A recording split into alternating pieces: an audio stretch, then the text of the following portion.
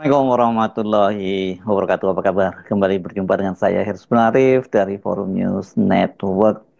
Pengumuman dari OCCRP atau Organized Crime and Corruption Reporting Project yang menetapkan bahwa Presiden Jokowi itu sebagai salah satu nominator atau finalis sebagai pemimpin yang terkorup di dunia. Sampai sekarang ini mengundang pro kontra. Tentu saja yang pro ini adalah para pengkritik Jokowi dan yang kontra para pendukung Jokowi. Dan memang nggak main-main ya kan, karena Jokowi ini bersama dengan 5 orang pemimpin dunia. Ini berdua orang dari Afrika, kemudian satu dari India, satu Bangladesh, dan kemudian juga satu dari Timur Tengah, yakni Bashar al-Assad itu ditetapkan sebagai nominator pemimpin terkorup di dunia untuk tahun 2024 dan pemenangnya bukan Jokowi, memang pemenangnya adalah Bashar al-Assad, tapi walaupun tidak jadi pemenang dengan masuk nominasi atau masuk jadi finalis, ini kan berarti menunjukkan bagaimana reputasi dari mantan Presiden Republik Indonesia itu di mata dunia. Kenapa? Karena dalam publikasinya itu disebutkan apa sih kriterianya orang-orang yang masuk atau tokoh-tokoh, pemimpin, atau bahkan ada lembaga dunia itu kemudian dimasukkan sebagai kategorinya finalis Person of the Year. Itu seperti dikatakan oleh salah satu pendirinya atau co-founder dari OCCRP, yakni Drew Sullivan, itu mereka ini adalah pemerintah yang korup, ini melanggar HAM, memanipulasi pemilu, menjarah sumber daya alam, dan pada akhirnya menciptakan konflik akibat ketidakstabilan yang melekat kepada diri mereka. Satu-satunya masa depan mereka itu adalah keruntuhan yang kejam dan revolusi berdarah-darah. Itu kata Drew Sullivan. Ngeri ya, dan ini memang kalau kita lihat apa yang terjadi setidaknya di Suriah, kan Bashar al-Assad baru saja terusir dari negaranya dan kemudian dia melarikan diri ke Rusia setelah dia digulingkan oleh para pemberontak di Suriah. Dan perang dengan para pemberontak ini kan berlangsung sangat lama. Kemudian juga Sheikh Hasina yang dari Bangladesh itu kemarin juga digulingkan oleh semacam people power gitu di Bangladesh. Sementara pemimpin-pemimpin di Afrika yang juga masuk sekarang ini menjadi nominator bersama Pak Jokowi, memang ini adalah pemimpin-pemimpin yang korup, yang banyak sekali melakukan pelanggaran HAM dan menjarah sumber daya alamnya. Nah, di Indonesia apakah hal yang sama juga dilakukan oleh Pak Jokowi? Pak Jokowi sendiri membantah dengan tegas. Bahkan dia menyatakan ini semacam fitnah dan framing jahat. Seperti biasa Pak Jokowi minta agar ini dibuktikan. Begitu juga dengan Projo ya. Projo sama dengan Pak Jokowi menilai bahwa ini katanya adalah framing jahat, dan sebaiknya ya para penegak hukum membuktikan kalau ada korupsi, apa yang korupsi yang dilakukan oleh Pak Jokowi. Nah, yang menarik ini soal dibuktikan itu.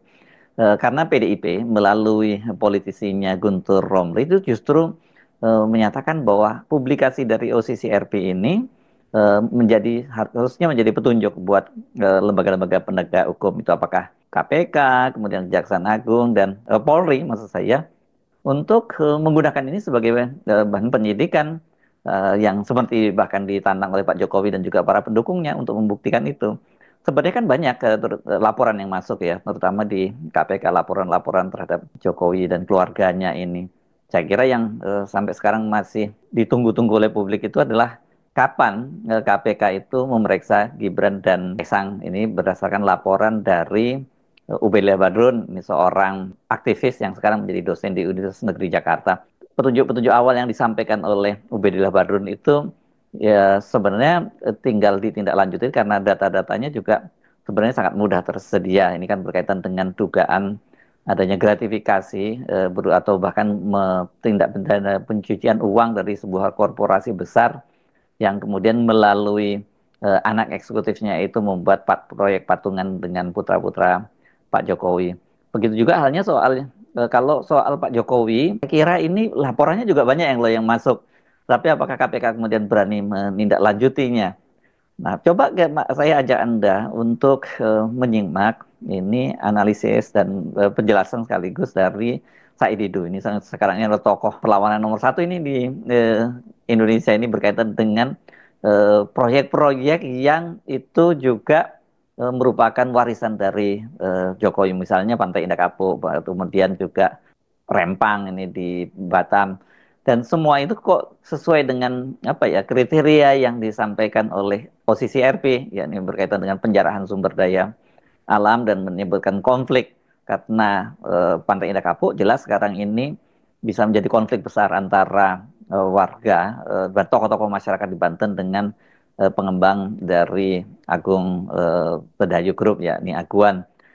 Karena ini kan bukan hanya warga yang tergusur, tapi bahkan tokoh-tokoh ulama, warga, kemudian Sultan Banten juga turun tangan ini.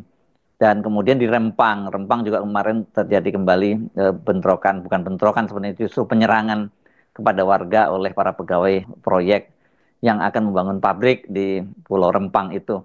Jadi ya kriterianya masuk ini ya. Saya ajak Anda untuk menyimak penjelasan dari Said Didu. Ini yang dia menyebutkan 5 klaster dari korupsinya Jokowi.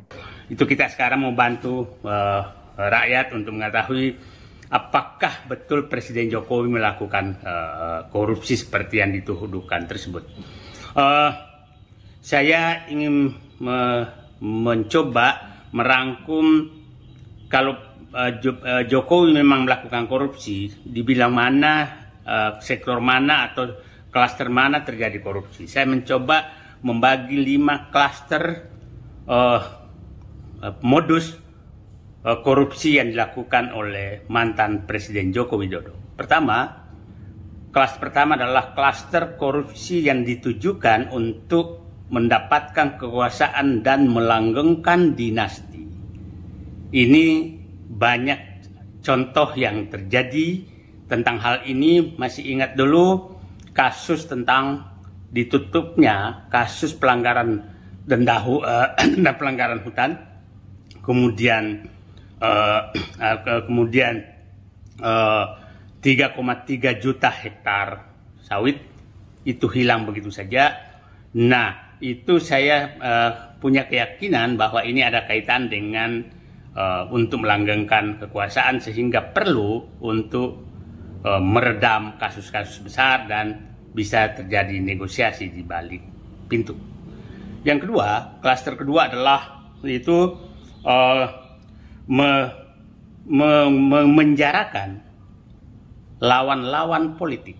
Itu klaster korupsi kedua. Kita masih ingat bagaimana kasus-kasus menteri-menteri yang terlibat tahu-tahu dihilangkan begitu saja dan itu sudah diperiksa tapi tidak dilanjutkan. Itu adalah istilahnya korupsi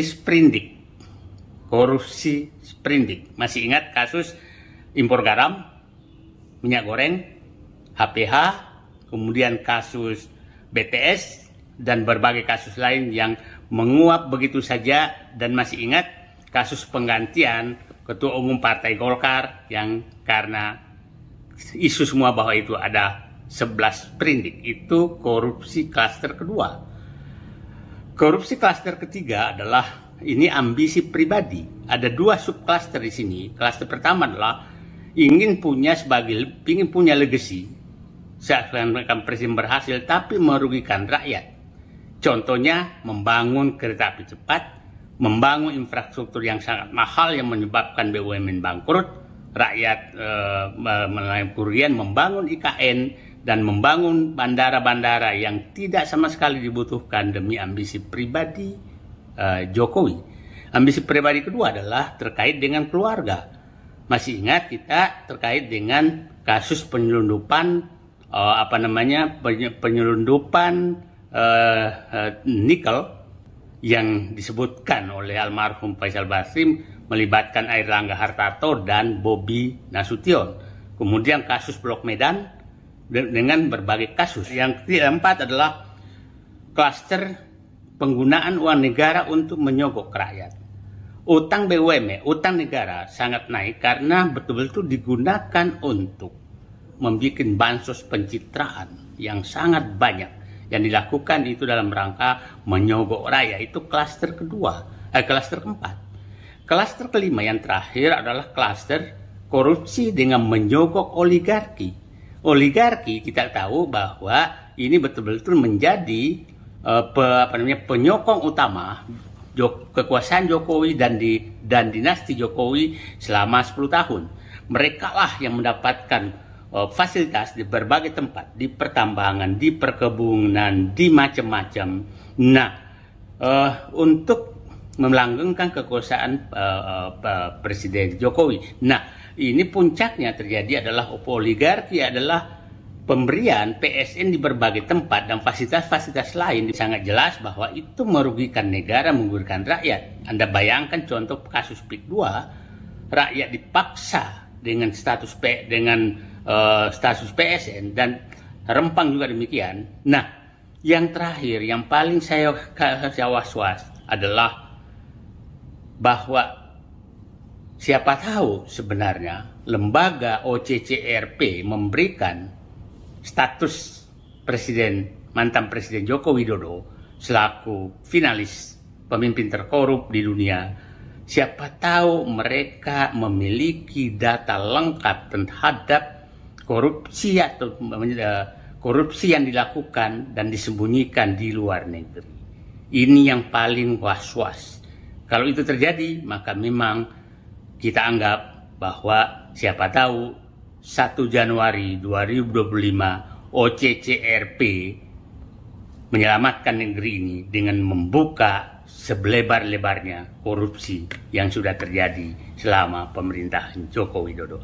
Tunggu edisi berikutnya. Terima kasih. Salam. Saya kira cukup gamblang ya apa yang disampaikan oleh Said Didu, dan itu match dengan kriteria yang disebutkan oleh OCCRP tadi ya.